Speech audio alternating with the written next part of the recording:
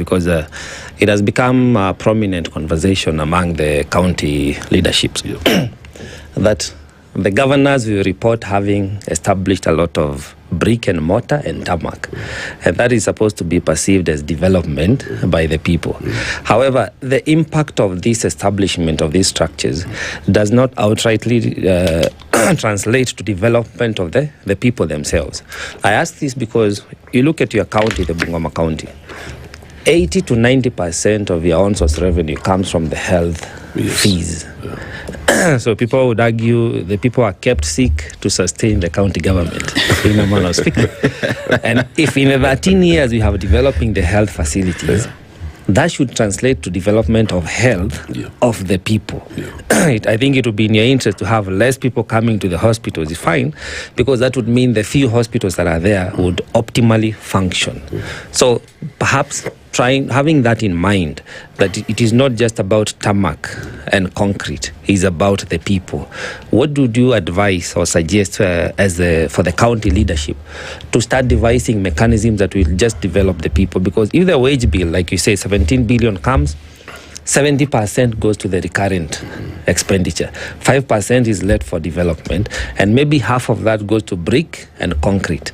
So the people really do not experience the development that they deserve. You know, they are related in a manner. And Bungoma has a high population. We're talking about now maybe 1.7, 1.8. And people fall sick anyway. That is a fact.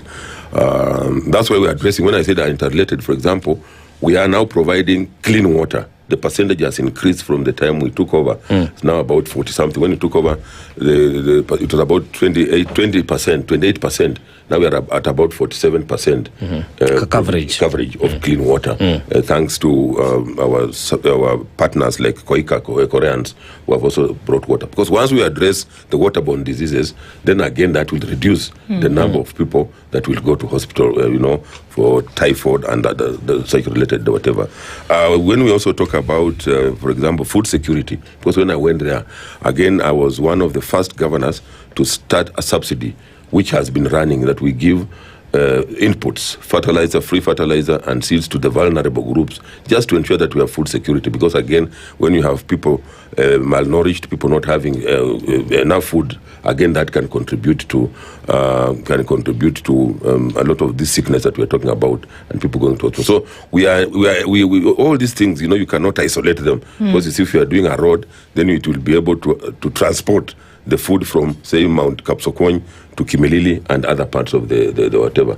Then you're talking about the water, you're talking about the environment, you're talking about what. So generally, when that happens, then we are talking about the development of the people.